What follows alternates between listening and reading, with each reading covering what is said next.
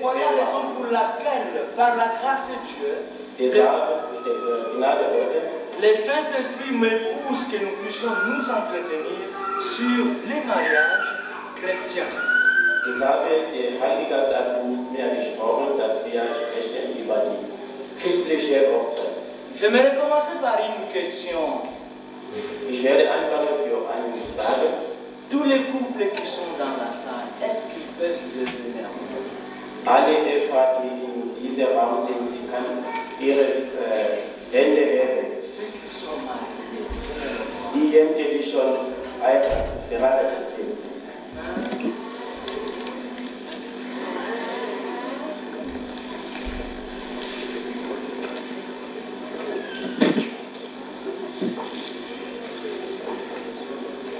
Donc la majorité qui sont en face maintenant, c'est Céline.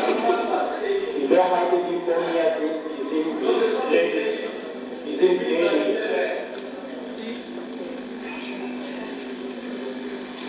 Il y a une sous-question qui se trouve. Und es kommt eine Zufrage.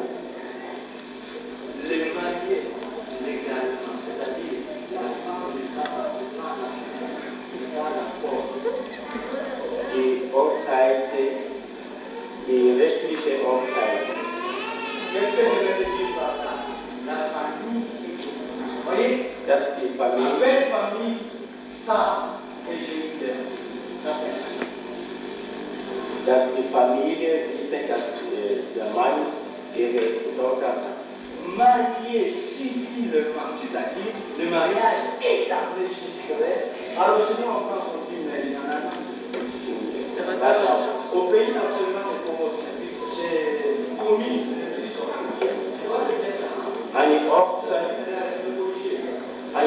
Eine Hochzeit, die bekannt von Rathaus ist. Et ensuite, ça se limite pas là. Vous tuez le masculinement et à l'église pour que Dieu pose ça. Ist nicht dort beendet, sondern es gibt das Traditionelle in Rathaus und anschließend Konsortssendung. Eh bien, si c'est le cas, nous le voulons. Wenn gibt es die auch Si c'est le cas, nous le voulons. L'église, la famille, la commune, la mairie, etc. Die Gemeinde, die Familie und Rathaus, die Hochzeit, die bekannt ist. Die noch nicht kirchliche gemacht haben. Amen. Heilige Geist werde uns über christliche Hochzeit sprechen. Amen. Je ne serai pas long, je vous avoue. Ich werde euch nicht weiternehmen. Mais nous allons voir l'essentiel du mariage. Ich werde die wichtigste von der Hochzeit. Je vois que ça remonte à 2 ans. Ich glaube, vor 2 Jahren, Nous étions ensemble dans un grand mariage wir waren zusammen in eine große Hochzeit, où nous avons fait tout un enseignement sur le mariage. wo wir alle Lehre über die Hochzeit Je me souviens gelernt haben. bien, n'est-ce pas l'évangile? C'était un Der enseignement. Lehre ist sehr gut. Je me souviens bien que j'avais eu au moins 1h30 minutes. Ich erinnere mich, das war ungefähr 1 Stunde und halb. Mais ce soir, nous voulons parler du mariage chrétien. Aber heute Nachmittag wir wollen über christliche Hochzeit sprechen. Bien aimé, ce n'est pas en vain que je posais ces 2 questions. Meine Geschwister, das ist nicht umsonst, habe ich diese Frage gestellt.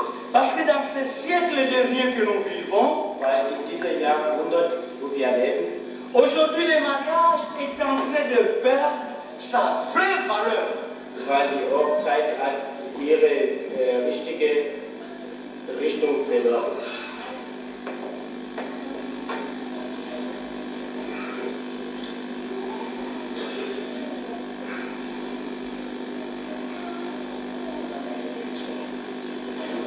En français, Ich denke, durch die Hilfe Gottes, mon applique a été le condition na mapapo nyonso ich denke, unser Bruder akoki kokopanda penepene ya ndeko na biso ya Deutsch.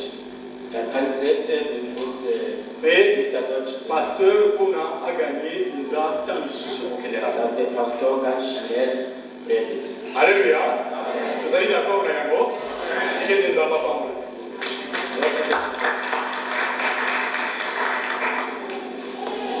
Voilà, merci, mais pensez à une qui est juste là derrière. Hein? Pensez à une qui est derrière. Merci. Alors je disais que ce siècle dernier, le mariage est en train de perdre sa vraie valeur.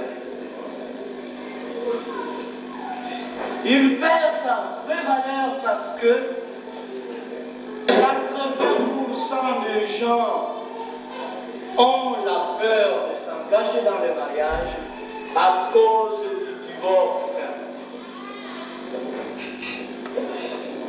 Les gens ont peur de se marier à cause de la maladie. Les gens ont peur de se marier à cause d'un manque de moyens. Mais est-ce que le mariage, c'est le moyen? Quand il est dit au commencement, Dieu créa, et vous continuez tout ce chapitre, Dieu termine toute son œuvre, en créant l'homme et la femme. Le but de Dieu pour Adam et Ève, ce n'était pas les moyens, mais c'était qu'ils puissent vivre une vie pleine, une vie bénie, une vie heureuse selon sa volonté. Mais pourquoi aujourd'hui cette crainte, cette contrainte de s'engager? En France, je m'entretiens avec beaucoup de jeunes hommes, jeunes filles. Certains me disent, à moi, il faut d'abord que j'aille à l'université, à moi, il faut d'abord que j'ai beaucoup d'argent, à moi, tu vois, d'ailleurs, ma mère a divorcé, pourquoi moi je peux me marier? Vous voyez, les gens ont la crainte de se marier. Et le mariage, aujourd'hui, bien aimé, est devenu un fardeau pour certains. Le mariage est devenu pour certains un poids. Ce n'est pas un poids. La Bible dit, c'est une bénédiction. Amen. Amen. Amen.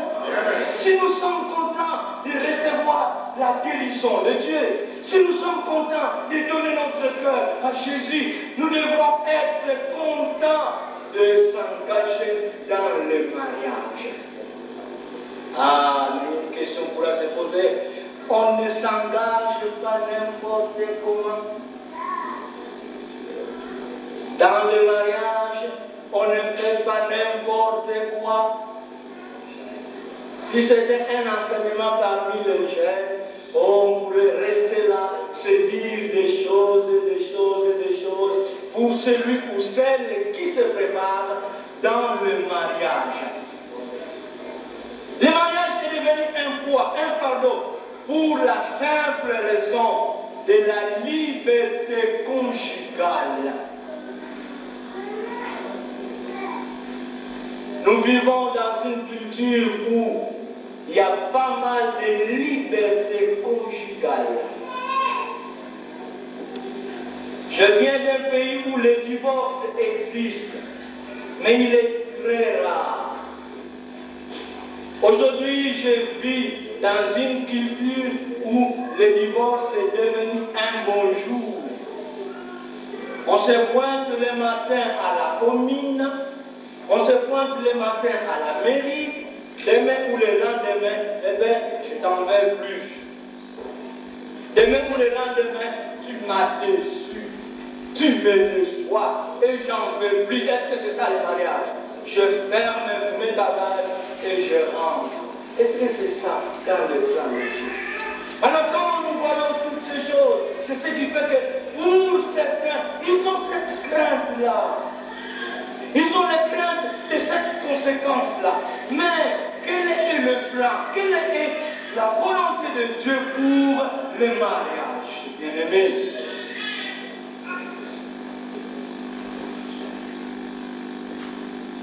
Ces gens qui ont ces pensées ou cette pensée n'ont plus le goût ni le désir de se marier.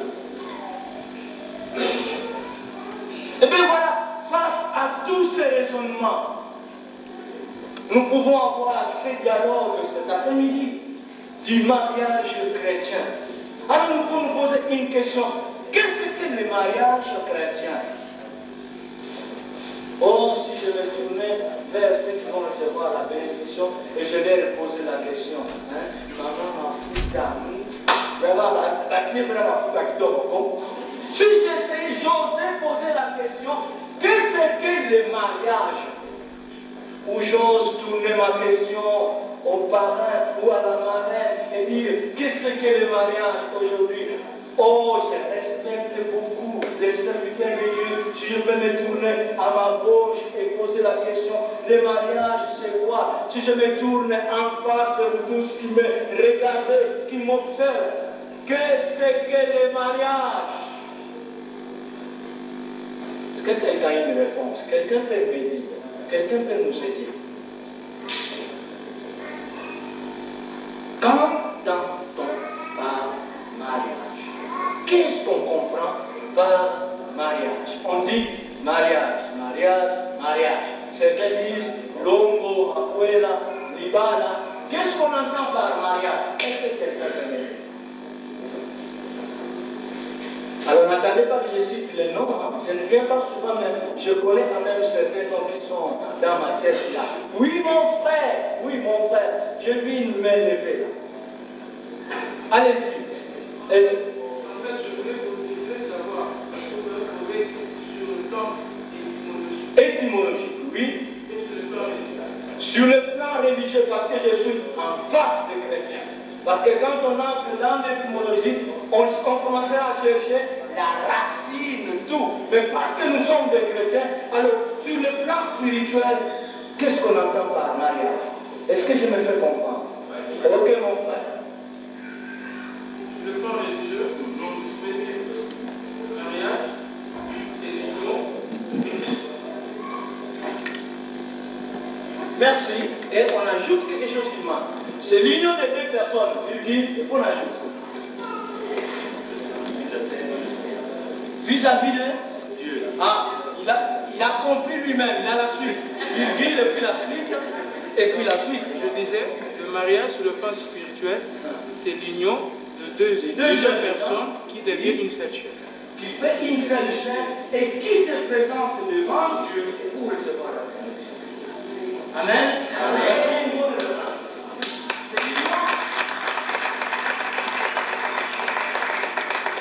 C'est l'union de deux jeunes gens, entre guillemets, jeunes filles, jeunes garçons, qui se présentent devant l'Église pour recevoir la bénédiction de Dieu. Amen. Ça, c'est le mariage chrétien, c'est le mariage religieux. Mais si par exemple on disait le mariage coutumier, peut-être c'est la même époque, mais peut-être la suite change. C'est devant la famille, ce qu'on appelle mariage coutumier. L'homme et la femme se présentent devant les deux familles, pour que l'autre famille puisse remettre l'alliance, l'anneau à qui? À qui? Si vous savez ça. Mais nous, ça vient dans la famille de Presque, on laisse les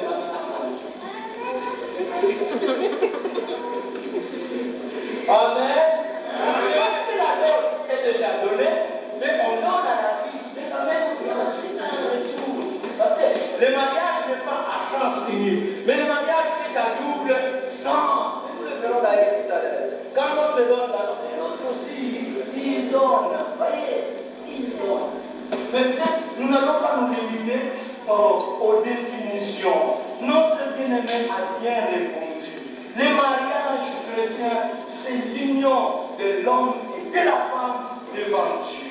Et nous pouvons encore ajouter d'autres réponses. Le mariage, c'est une union sacrée. Le mariage, c'est une bénédiction de Dieu. Le mariage, c'est pour toute la vie. Le mariage, c'est le mariage, il se réunit. Non. Une union permanente. Amen.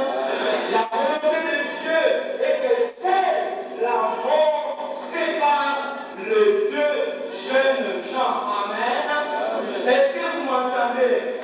Amen. Ce n'est pas parce que moi, si on a à votre arrêté, tu n'as pas encore compris le mariage. Ce n'est pas parce que mon beau-père vient faire la loi à ma maison et je charge ma part, je n'ai pas encore compris le mariage. Ce n'est pas parce que c'est la belle-sœur qui vient à la maison, à 10 fois, quand tu y as là, à Selvatabiso, bien t'es ce qui ose à faire. Ce n'est pas ça qui casse le mariage. Amen. Selon Dieu, ce qui casse, ce qui sépare l'homme et la femme, c'est la mort. Amen.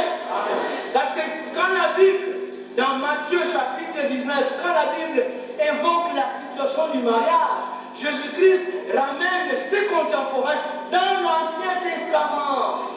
Et Jésus-Christ se dira, au commencement, il n'était pas ainsi à cause de l'endurcissement de vos cœurs. C'est pour cela Moïse a dit, allez, comment vous candidatez à cause de l'endurcissement du cœur. Mais au commencement, Dieu n'a pas créé le divorce. Alors faisons très attention. Dieu merci parce que je me trouve devant un auditoire qui est franco-africain, allemand-africain. Parce que maintenant, qu'est-ce qui arrive, nous les Africains, qui atterrissons en Europe? Nous sommes en train de copier le comportement, le style de vie de ce que nous rencontrons ici. Combien de divorces en France? Combien de divorces en Allemagne? Combien de divorces à Londres? Combien de divorces en Belgique? Combien en Grèce? Combien au Portugal parmi les Africains? Mais des fois pour des simples choses.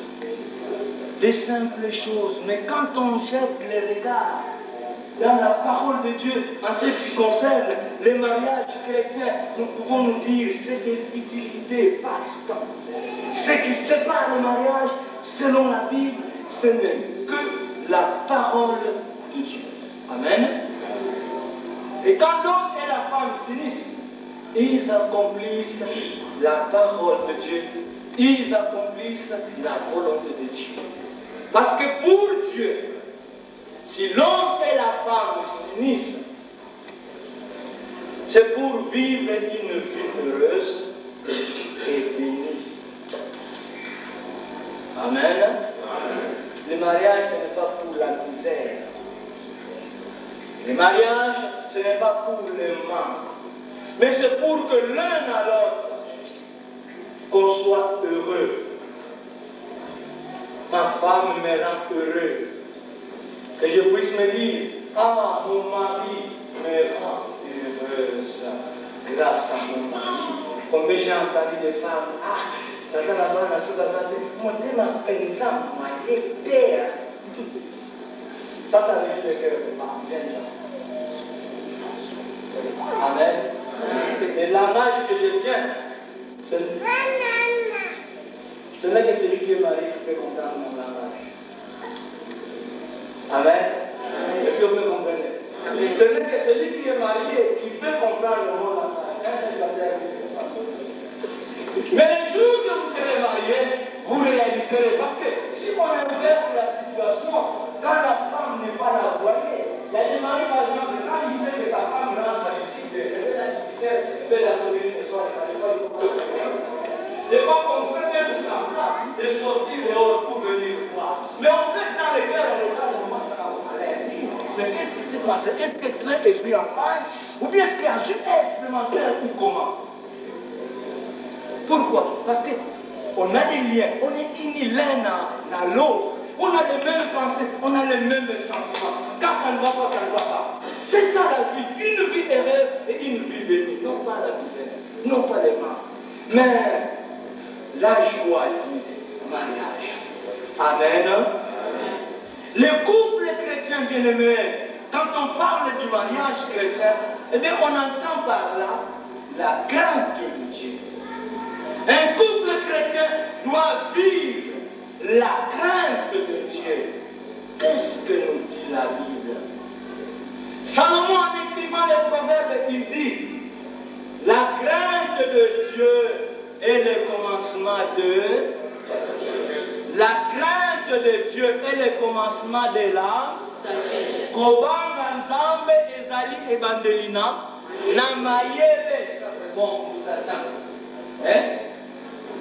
Un couple, l'homme chrétien, femme chrétienne, doivent marcher dans la crainte de Dieu. Là où il y a la crainte, le bonheur sera là. Amen. Là où il y a la crainte de Dieu, bien aimé, la prospérité de Dieu sera là. Le couple sera prospère. Parce que la crainte de Dieu est au milieu. Et c'est ça quand Dieu crée le mariage. Dieu crée le mariage pour que l'homme et la femme soient prospères. Dieu crée le mariage pour que l'homme et la femme puissent jouir le vrai bonheur. Mais faisons attention, le vrai bonheur. Le bonheur que la parole de Dieu enseigne. Non pas les bonheurs que le monde nous présente. Le monde nous présente beaucoup de choses qui aveuglent les chrétiens. Voyez? Le bonheur du mariage, ce n'est pas quand on a une cassette porno et on la met, on la regarde, l'homme et la femme, on se dit, on vit le bonheur. Non, le diable vous aveugle.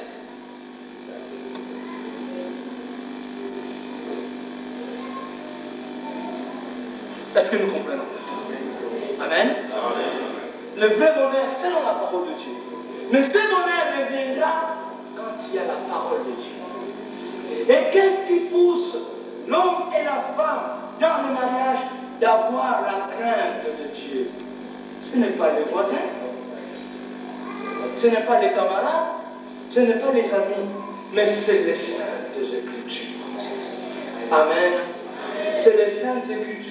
C'est quand dans les mariages, la parole de Dieu est le guide.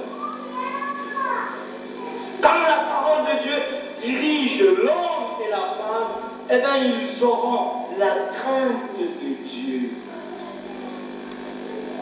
Quand Dieu bénit, bien-aimés, les premiers mariages, qu'est-ce que Dieu leur accorda? Nous allons lire Genèse chapitre 1er. Versets 28 à 30.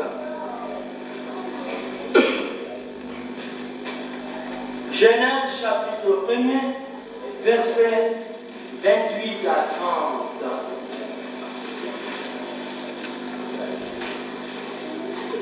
Amen. Amen. Voilà, j'ai tellement eu l'habitude en France de prêcher en français, mais je crois que je me fais comprendre, même pour certains. Ok? Même pour certains. Est-ce que ça passe pour tout le monde? Je sais que vous avez l'habitude de faire beaucoup dans la mer. Je n'ai pas tellement de choses, mais j'essaierai peut-être de mélanger. Hein? Genèse chapitre 1er, verset 28 à 30. La Bible dit, je commence au verset 27. Dieu créa l'homme à son image. Il les créa à l'image de Dieu, homme et femme. Il les créa. Dieu les bénit et Dieu leur dit, soyez féconds, multipliez-vous, remplissez la terre et soumettez-la. Dominez sur les poissons de la mer, sur les oiseaux du ciel et sur tout animal qui rampe sur la terre. Dieu dit, voici que je vous donne toute herbe porteuse de semence et qui est à la surface de toute la terre. Et tout arbre fruitier, porteur de semences, c'est semences, votre nourriture. À tout animal de la terre, tout oiseau du ciel, à tous ceux qui rentrent sur la terre et qui a souffle de vie, je donne toute herbe verte pour nourriture. Il en vit. Si cet texte bien-aimé, nous trouvons l'ordonnance du mariage, l'institution, si vous voulez, du mariage. Quand Dieu crée le mariage, qu'est-ce qu'il vise en premier? Il dit au verset 28, Dieu les bénit et leur dit, soyez féconds, multipliez-vous, remplissez la terre et soumettez-la. Qu'est-ce que Dieu veut dire par là? C'est-à-dire Dieu accorde à Adam et Ève une lourde responsabilité. Il donne à Adam et Ève l'autorité. Il donne à Adam et Ève le pouvoir de faire quoi? De dominer, d'assujettir tout ce qui rampe sur la terre. D'assujettir, de dominer toute la création, tout ce que Dieu a créé. Vous imaginez, bien aimés, ce n'est pas une petite autorité, ce n'est pas un petit pouvoir, ce n'est pas le pouvoir d'aujourd'hui avec nos chefs d'État qui sont en train de se tirailler, voyez. Si au pays il y a la guerre, mais les besoins ce n'est pas Kabila, mais les besoins c'est les sols qui leur intéressent.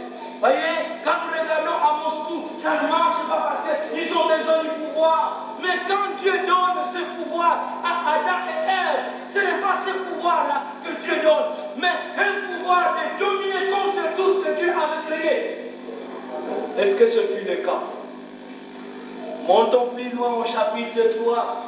Au chapitre 3, nous allons voir la situation qui change. Au lieu que l'homme puisse dominer ce que Dieu a dit de dominer, eh bien, la création, la créature, les créatures de Dieu viennent pour tromper l'homme, n'est-ce pas? Ce que Dieu a dit à l'homme, domine. L'homme n'a pas si dominé, il s'est laissé dominer. La Bible dit, le serpent était un animal très rusé. Il s'approcha auprès de l'homme pour les tenter. Et la Bible dit quoi? L'homme et la femme sont tombés dans les péchés. Et pourtant, Dieu avertit, Dieu donne l'ordre. Dieu dit, Adam, remplissez la terre, dominez. Mais il s'est laissé dominer. Et quand Dieu accorde cette bénédiction, bien-aimée, à l'homme et à la femme, c'est-à-dire à Adam et Ève, Dieu avait donné toute la bénédiction à Adam et Ève. Regardez bien, regardez le verset 28. Il y a la bénédiction spirituelle, il y a la bénédiction matérielle, il y a la bénédiction financière, il y a la bénédiction sociale. Il y a tout sur ce verset. C'est-à-dire quand Dieu dit, je vous bénis, faites ceci, faites cela. Dieu donne l'argent, Dieu donne les enfants, Dieu donne tout, le travail il donne. Mais le problème en est que l'homme n'a pas dominé, il s'est laissé. Et des fois c'est ce qui nous arrive. C'est ce qui nous arrive dans nos vies quotidiennes. Ce qui nous arrive dans les mariages. C'est ce qui nous arrive des fois dans la vie quotidienne, dans la vie de tous les jours. Des fois, on se laisse dominer par une petite chose. On peut être amorcé par ses propres pensées. Et ses propres pensées abordent, créent quoi? Un péché, créent un schisme, séparation entre l'homme et la femme, qui n'est pas le cas pour Dieu quand il dit à Adam, je vous bénis. Et quand on descend sur les 3 versets qui restent, Dieu parle de la nourriture. Vous voyez, même la nourriture, il en parle. Ce qui ne laisse pas l'homme et la femme dans les mains, il leur donne tout. Il leur donne tout. Les 3 versets qui restent, Dieu parle de la nourriture. Vous voyez, même la nourriture, il en parle. Ce qui ne laisse pas l'homme et la femme dans les mains, il leur donne tout. Il leur donne tout. Ça me fait penser à l'époque de nos ancêtres. Je n'ai pas vécu cette période-là. Mais du moins, nous avons des archives, des bouquins que peut-être nous pouvons lire. Or, nous pouvons réaliser que, coutumièrement parlant, quand un homme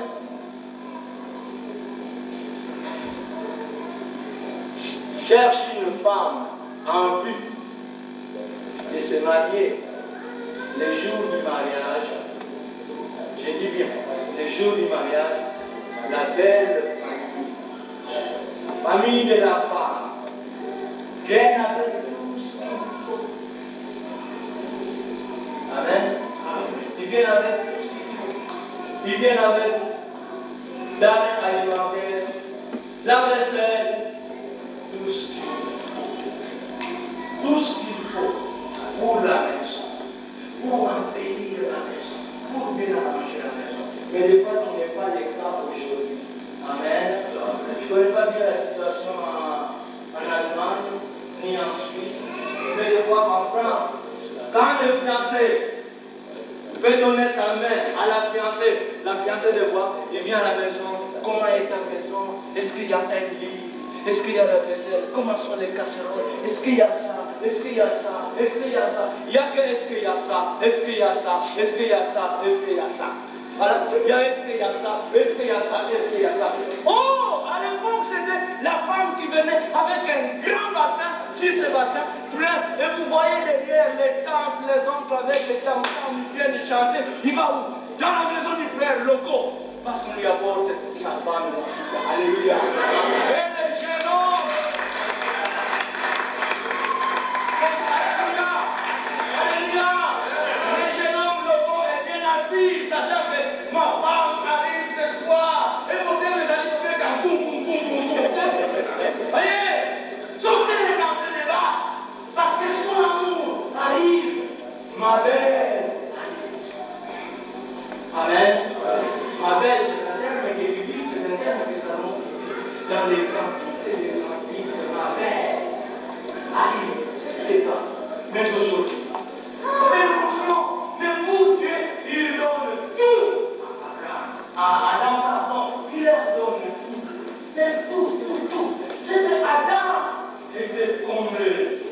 Il était comblé de toutes sortes de bénédictions. Quand on parle mariage chrétien, les couples chrétiens bien-aimés, les mariages chrétiens, si vous voulez, cherchent la gloire de Dieu. Amen. On ne cherche pas la gloire des noms, on cherche la gloire de Dieu. Je vais être bien habillé, non pas pour m'enorgueillir. En tant que chrétien, rendre gloire au Seigneur qui m'a donné la force. Et c'est ça que je pense. Amen. Amen. Et quand nous voyons dans nos églises, nous les vivons, quelqu'un va être bien habillé, tout ça doit avoir la gloire de Dieu. Vous voyez, les couples chrétiens cherchent la gloire de Dieu. Comment cherche-t-on la gloire de Dieu? Mais c'est quand l'homme est simple, humble. Et pareil pour la femme. Voyez, frère Loco, quand tu seras humble, simple, devant nos frères et sœurs, c'est alors que tu peux demander tout ce que tu veux à cette femme. Et j'ai encore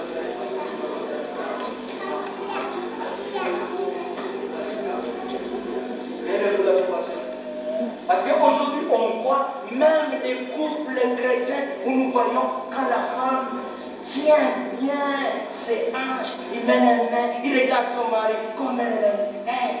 Organisa qu'il y a. Non, on cherche la gloire de Dieu. Amen. Amen. Ce n'est pas l'homme dans son coin. Que je suis le chef, c'est moi. Et la pauvre femme qui a la peur quand il voit déjà l'homme qui commence à pousser ses manches et la femme commence à reculer. Non, ce n'est pas la gloire de Dieu. La gloire de Dieu, c'est quand on est saint. Amen. Combien Jésus-Christ nous a enseigné sur l'humilité, la simplicité. C'est très important. Et c'est ça qui apporte les bénédictions dans les couples chrétiens bien-aimés. Les couples chrétiens avouent l'appui Jésus-Christ. Amen. On ne cherche pas les secours ailleurs. Les secours bien-aimés de la parole de Dieu ne viendront pas de l'Orient, ni de l'Occident, mais de Dieu. Amen. David s'appuyait sur la parole de Dieu. David cherchait Dieu, mon frère Loco. Quand ça n'ira pas, le jour que tu verras ça ne marchera pas, cherche Dieu. C'est bien d'aller chercher ton parrain, mais le parrain peut venir, il ouvre la Bible, il parle, il quitte la maison de soi, mais toi tu laisses là, ça ne marche pas. Cherche l'appui de Dieu, alléluia. N'allons pas chercher l'appui au beau-frère. Parce qu'il y a des femmes, quand ça ne marche pas, oh, et puis, mon voyage, ça n'a pas de voyage. Il y a un rataobé. On cherche l'appui à Dieu, non à son frère. Alléluia. Oui, ça fait une façon de vivre. C'est ça. J'ai bien dit un dialogue sur le mariage chrétien. On ne cherche pas les secours par les amis. Vous voyez, ma femme avait décidé, vous venez me conseiller ma femme. Et moi, pourquoi je suis là? Pourquoi je me suis marié? Ou je suis responsable, ou je ne le suis pas. Amen. Pareil pour la femme. S'il y a quelque chose à dire à ton mari, appelle. Chérie, il y a un angle, assieds-toi là. Chérie, j'ai à te parler. Soyez doucement. Ce n'est pas. Chérie, il y a qu'à. Ou c'est toi qui commande, ou c'est le mari qui commande. Alléluia. Voyez, parce que ça fait rire les femmes. Ou c'est le mari qui commande, ou c'est la femme. Et vous voyez, le bled de nos continents, c'est dans un coin. Qu'est-ce qu'il y a? Non. On cherche la puissance de Dieu. On s'appuie sur Dieu.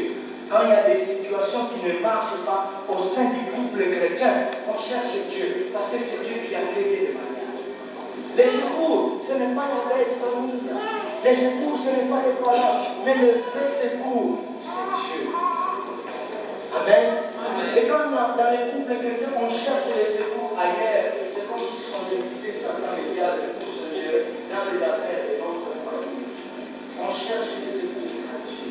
Parce que c'est Dieu qui est le maître du mariage. C'est Dieu qui a créé le mariage. Alléluia. Quand on cherche Dieu, eh bien, on cherche la source de celui qui l'a créé. Parce que c'est Dieu le fondateur. Mais n'allons pas courir ailleurs, c'est pour amplifier la situation qui se trouve au sein du mariage. Qu'est-ce que le mariage chrétien? Les couples chrétiens ont pour but Jésus. Amen. Que Jésus-Christ puisse être notre guide. Parfois, nous avons besoin d'être guidés par Jésus-Christ. La vie quotidienne n'est pas facile. Vous savez, je l'ai dit,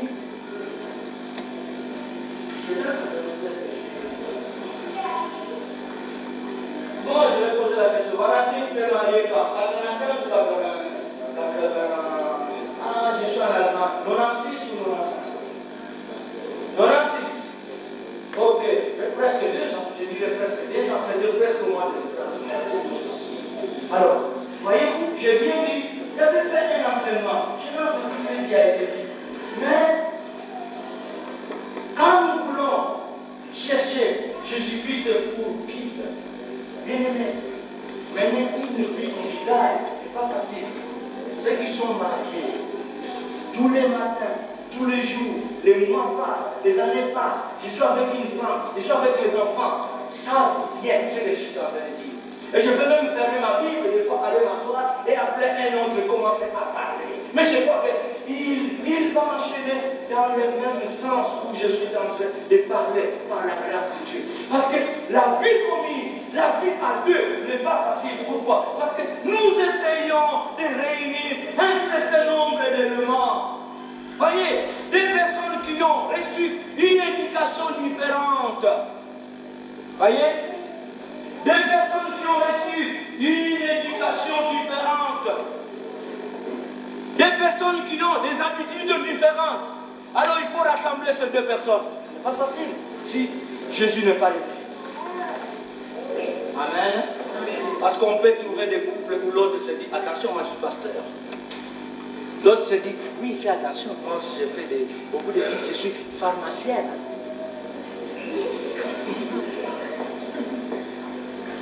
Amen. Prenez un pasteur, prenez une pharmacienne, mettez-les ensemble, et puis vous donnez la réponse.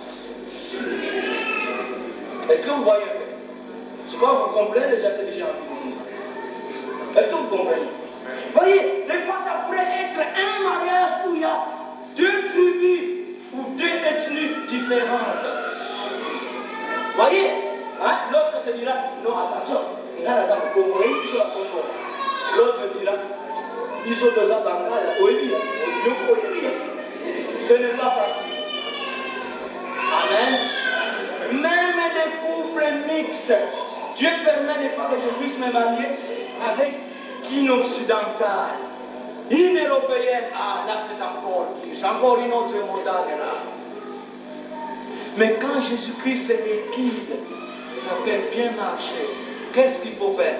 Moi je suis européenne, je suis allemande. Les habitudes allemandes, je les mets de côté. Moi je suis africain, les habitudes africaines, je les mets de côté. Moi je suis Moulouba, les habitudes balouennes, je les mets de côté. Je suis Mukongo, les habitudes Bakongo, je les mets de côté. Je suis pharmacienne, tout ce que j'ai appris en tant que pharmacienne, je les mets de côté. Je suis pasteur, tout ce que j'ai appris en tant que pasteur, je viens faire ma théologie, je les mets de côté. Et nous prenons tout simplement la parole de Dieu pour nous diriger. Alléluia. Alléluia. Parce que là, il y a la parole de Dieu. Il n'y a pas d'esprit, il n'y a pas d'école, il n'y a pas d'esprit, il n'y a pas d'allemand, il n'y a pas de français, il n'y a pas d'africain. Il n'y a que Dieu qui mettra la loi et ça marchera. Amen. Amen. C'est ça le couple chrétien, bien-aimé. Le couple chrétien doit vivre un vrai amour. Quand je dis bien vrai amour, il faut entrer sur ce terme-là, amour. Il faut rester là, jusqu'à mourir, un couple chrétien doit avoir un amour pur et réel. Un couple chrétien doit avoir un amour sensuel. L'homme est comme la femme est un amour vrai et sincère. Si réellement dans un couple chrétien, Jésus-Christ est tout, eh bien, Jésus-Christ viendra vous aider. Et dans l'aide que Jésus-Christ apportera, il y aura une réciprocité entre l'homme et la femme. Parce que, pas d'amour, pas de soumission. Pas de soumission, pas d'amour. C'est quand l'homme aime, quand l'homme se livre à sa femme, c'est là que la femme peut bien se supporter.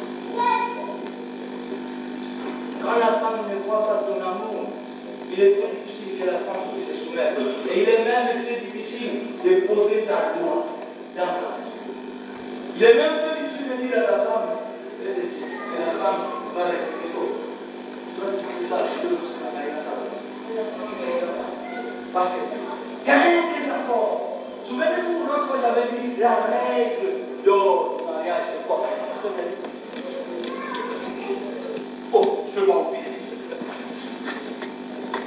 La règle d'or du mariage, c'est l'amour et la soumission.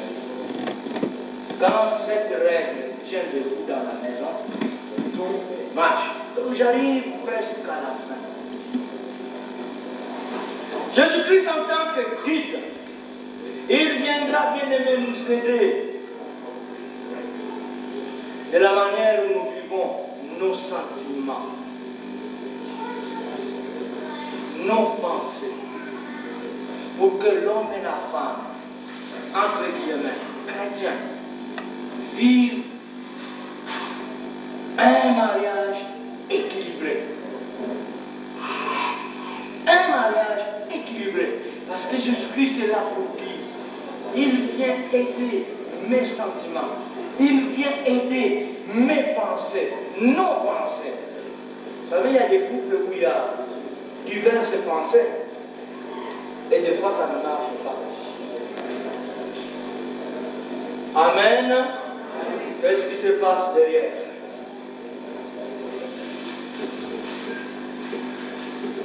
J'aimerais bien l'attention de l'Assemblée. Laissons le Saint-Esprit parler. Si vous avez envie de faire votre prédication pour là-bas derrière, attendez la fête. Et là, on permettra à chacun de parler. Mais ici, le Saint-Esprit nous parle. Alléluia. Alors je disais que quand Jésus-Christ est guide, il viendra nous aider par nos pensées, nos sentiments. Et je disais, il y a des couples où il y a divers sentiments.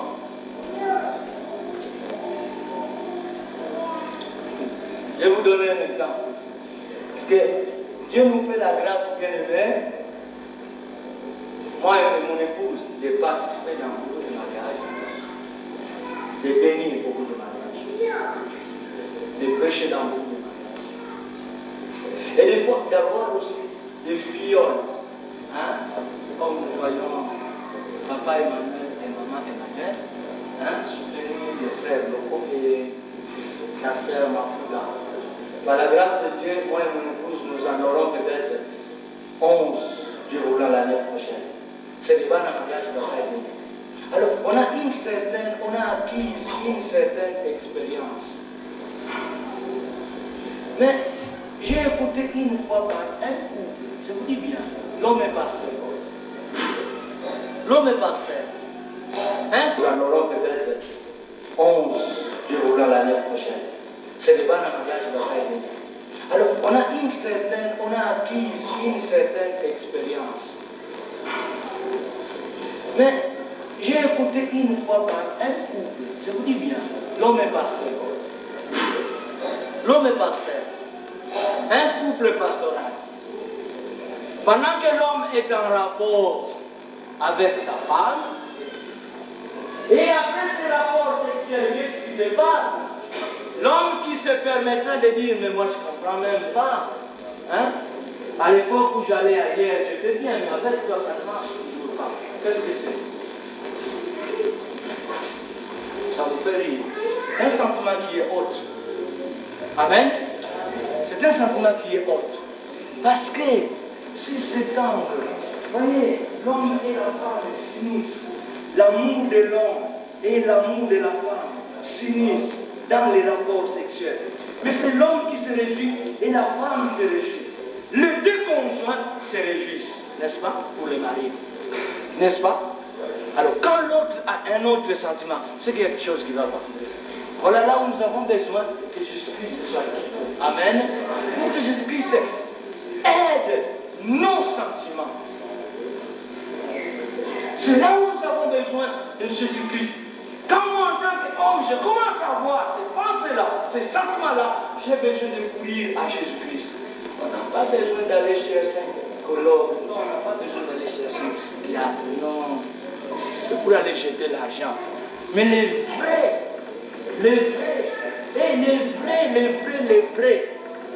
c'est Jésus. Jésus est au-dessus de tous les psychologues, tous les psychiatres. Voilà, lui, il est le psychologue par excellence. Invitons Jésus-Christ dans notre couple et ça marchera. Pareil pour l'homme, pareil pour la femme. C'est là où nous avons besoin que nos pensées, nos sentiments, Jésus-Christ puisse nous aider. Un couple chrétien doit vivre par Jésus-Christ. À ces propos,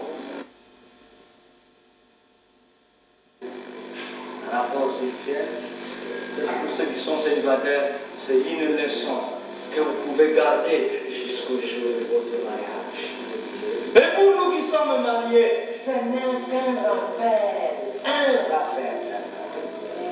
Des fois, il y a aussi l'égoïsme.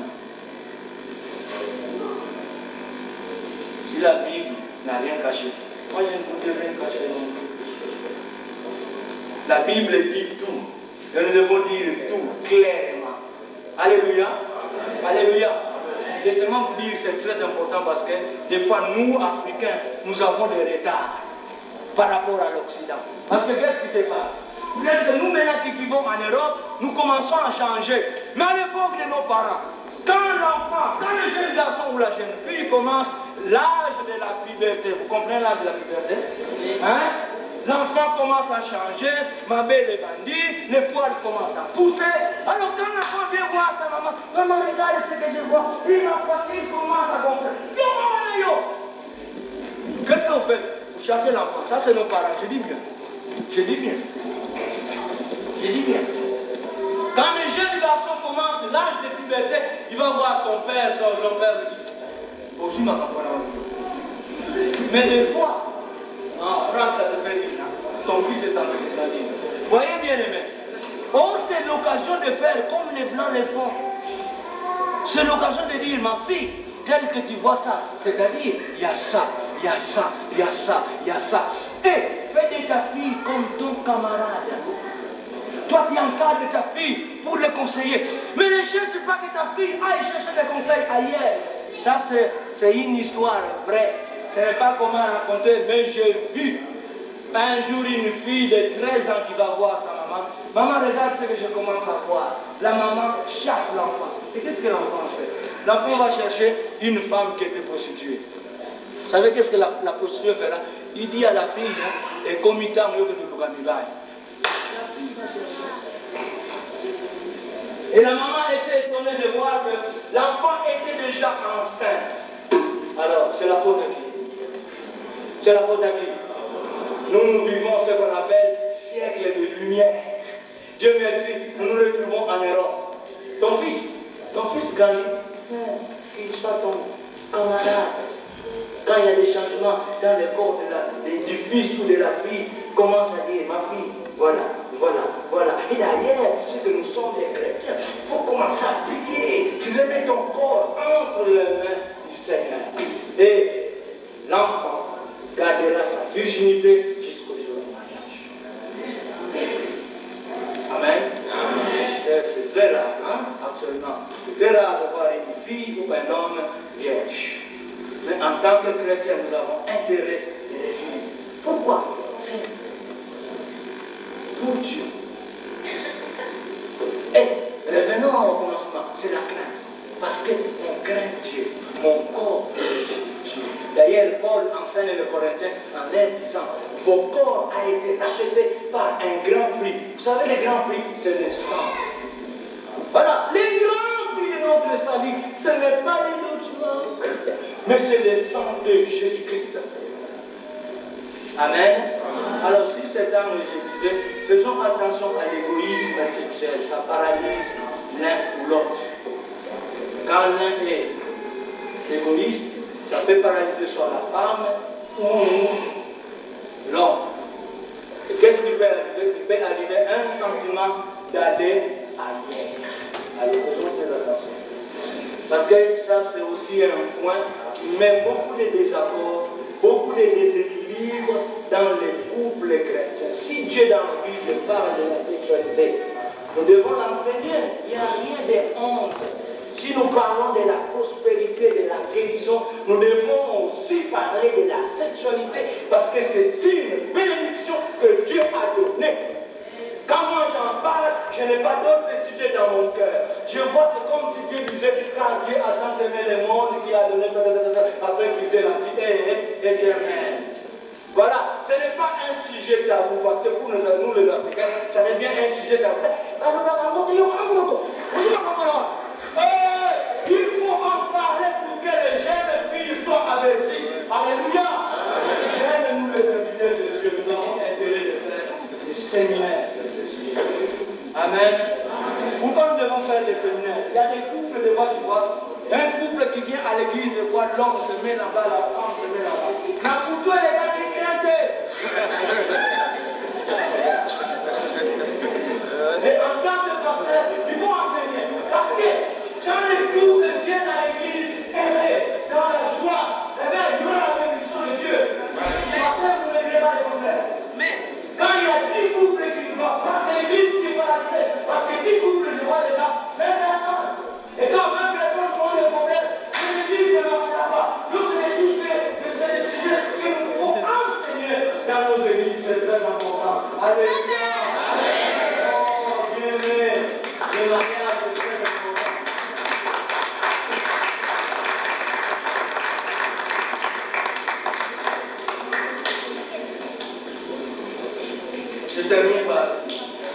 aujourd'hui dans le livre chrétien, nous avons tant de désastres, tant de problèmes. Mais c'est parce que Dieu le Père, Dieu le Fils, Dieu le Saint-Esprit sont mis de Dieu. Parce que la vérité ne règne pas. C'est parce qu'il y a un manque d'amour. Parce qu'il y a un manque d'obéissance et de soumission. Et ça ne fait qu'amplifier les problèmes. Laissez un mot à frère Lebeau et ma soeur Makuda, qui s'est mariée et les mots vont changer. Hein, ça va devenir papa et maman. Hein, ou bien madame Lebeau. Voilà mon frère, ma soeur, le seul conseil que je peux vous donner, c'est à vous. Nous sommes les 12 septembre. Retenez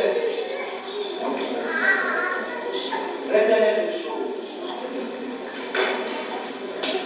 Je suis marié en 85. Je vais bien à ça il y a 3 ans. Quand on s'est retrouvé avec ma femme à l'époque française, on discutait sur notre avenir. Et si un jour l'un de vous a la grâce de Dieu, quand vous venez à la maison, je peux vous donner un cahier, chaque fois qu'on discutait quand on était financier,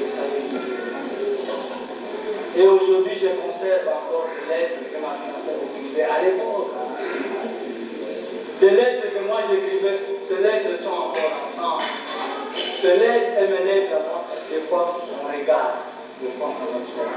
Alors mon frère Loco, ma soeur Mafuta, si vous voulez obtenir ou conserver un foyer ou une famille heureuse, tout en étant chrétien, mon premier conseil, c'est que l'un de vous puisse reconnaître au sein du foyer ses droits et ses devoirs. En tant qu'époux dans la maison, j'ai mes droits et j'ai mes devoirs. En tant qu'épouse, j'ai des droits, j'ai des devoirs. C'est très important, j'entre pas en détail. Le deuxième conseil, c'est ce que Paul a dit aux Thessaloniciens en disant, priez sans cesse. Amen. Je ne peux que bénir le Seigneur pour la femme qu'il m'a donnée. J'ai une épouse bien aimée qui aime. Je ne vois pas ma femme dans la cuisine. Si elle n'est pas au salon, j'ouvre la chambre. C'est gêné par terre, entre deux. Bon, maman, alléluia. Amen. Alléluia. Amen. Ne passez pas votre temps à regarder la télé. Je ne connais pas tellement les émissions allemandes. Mais il me semble que même en Allemagne, vous aimez regarder la hymne, qui est une chaîne française. Voyez, il y a des femmes pasteurs, en France, quand ils ouvrent la télé à partir de 14h jusqu'à 17h, toutes les émissions qui passent, ils regardent Fait d'amour, ils regardent Dallas, ils regardent ça, toutes les feuilletons. Des fois, la casserole d'haricot est en train de griller là, ça va fermer la télévision. Non, passez ton temps dans la prière. Quelque chose ne va pas pour ton mari. Eh, mais fléchissez les genoux. Seigneur, c'est mon mari. Nous sommes un corps. C'est lui qui est venu vers moi. Il m'a aimé. Seigneur, je brise. Seigneur, je prends autorité. Seigneur, Seigneur, Seigneur. Ton mari va changer. Amen. Amen. Grâce à vous. Vraiment. Aujourd'hui, tu le vois, bien rasé, smoking, tout. C'est bien. Mais quand ça ne marchera pas, fléchissez les genoux. Prie, prie, prie, prie. La Bible prie sans cesse. Et, frère Loco, ma soeur Mafuta, qu'il y ait beaucoup d'échanges, beaucoup de groupes chrétiens, il y a des problèmes parce qu'il n'y a pas d'échange, il n'y a pas de dialogue. Quand je dis dialogue, c'est-à-dire, moi, ça me va au sol de la mort. Moi, il m'arrive de temps de là à 2h du matin. On parle. Elle travaille, moi aussi je travaille. ceux qui t'écoutent à dire, on est au lit d'accord, mais on parle, on prie. Mais il y a des couples, des fois, quand on vient au lit, l'autre a fait une gogo, l'autre a fait une gogo. 5 minutes après, tu entends l'autre. En train de ronfler, et des fois ça ne marche pas. Il faut qu'il y ait beaucoup de dialogue au solo là. C'est très important. Amen. Ah, amen. Au solo là, papa. Alléluia. Et ensuite, voilà, le Saint-Esprit, le Saint-Esprit est plus de vie. L'homme là, c'est ton mari. Frère en Christ, mais pas frère du sang. C'est ton mari. Il faut lui parler comme femme, il faut lui parler comme mari. Donc c'est pas qu'à la témoignage, non, on se dit non, pas. Pareil faire logo, ta femme, pas. Vous voyez, même si tu vas être avec elle au lit, ce n'est pas ta sœur. Fais ce que tu fais par la grâce de Dieu.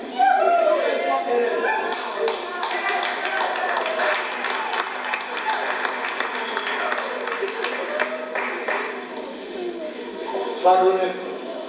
Le pardon, c'est ça. Le pardon amène la bénédiction.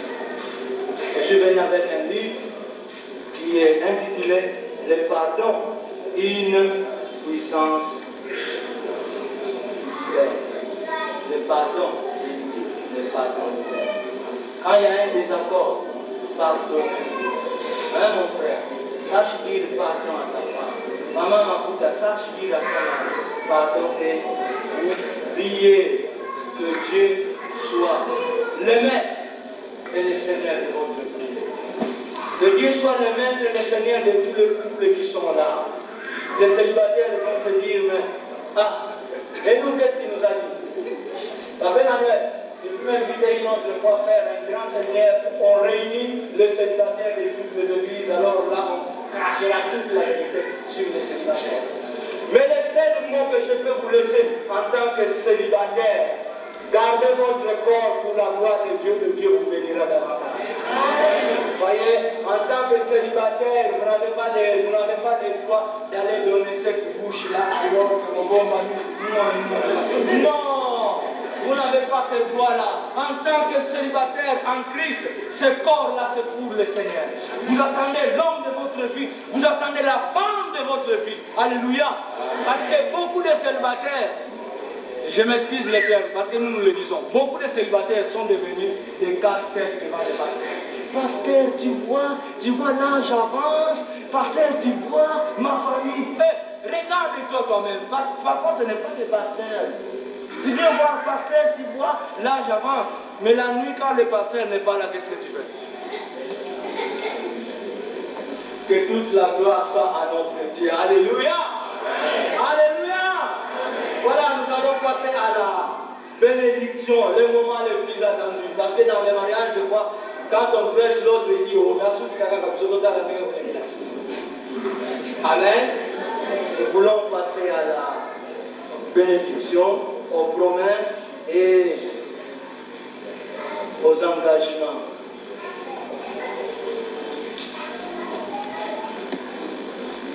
Mais à une question que je posais avant le message. Ce n'est pas en vain quand j'ai posé la question de savoir qui sont mariés, c'est-à-dire légalement, devant Dieu, devant les autorités civiles et vis-à-vis de la famille. À la grâce de Dieu, si c'est le cas pour vous qui êtes là ce soir, priez le Seigneur qu'il vous fasse la grâce de pouvoir régler votre situation. Parce que des fois, moi personnellement, en qualité de ministre de Dieu, j'aime pas dire ceux qui vivent maritalement, parce que le mot marital n'est même pas dans la Bible.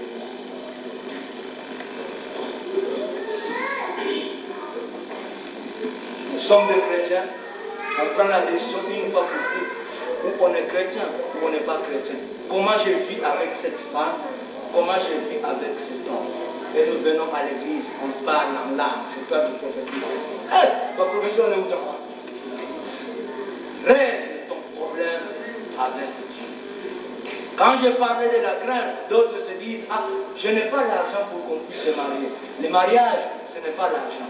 Moi, j'ai fait des mariages où l'homme et la femme sont décidés. Il vient à la maison, il s'agenouille, au pamboli, au tibabiti. Et le jour qu'ils auront l'argent, ils pourront faire la fête. Voyez, le mariage, bien aimé, ce n'est pas la fête. Le mariage, ce n'est pas l'argent. Mais d'abord, craindre Dieu, mettre Dieu sur votre vie. Voyez, quand vous priez, où est la protection de Dieu dans votre vie?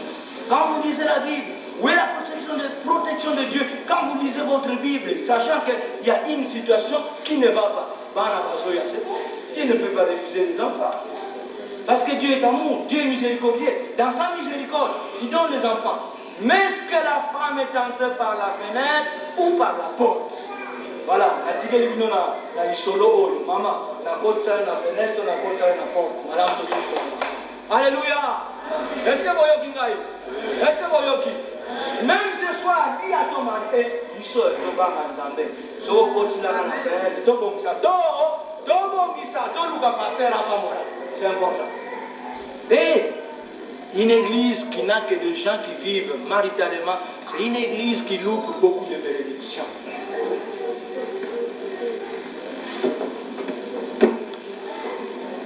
Est-ce que les musiciens peuvent monter? Pendant que les maris vont se lever, vous nous introduisez par un chœur, un morceau. Là, je vais inviter la sœur. Non, on commence par l'homme. Dieu créa l'homme et ensuite la femme. Et je vais inviter le frère Loco. C'est moi, des fois, quand je prêche, je change le nom de Dieu. Et la sœur Marita, de s'approcher juste là. Est-ce que vous pouvez nous aider de pousser un peu cette table là? Parce que pour l'instant, on n'a pas besoin de la table, on a besoin de l'homme et la femme.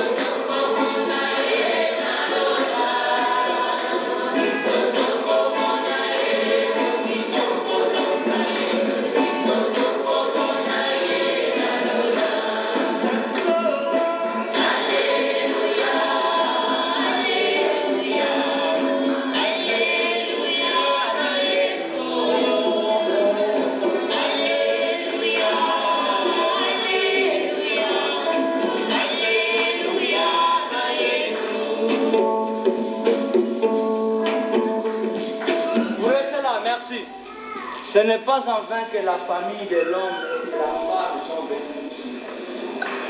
L'Église a aussi besoin de savoir votre consentement à l'égard de ces deux-là qui veulent s'en cacher. Du côté de la sœur Mafuta, ils peuvent se mettre là. Du côté de mon frère Loco, ils peuvent se mettre là.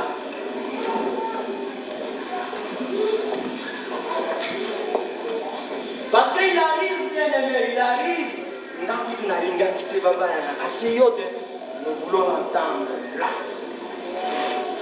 Quand la famille dit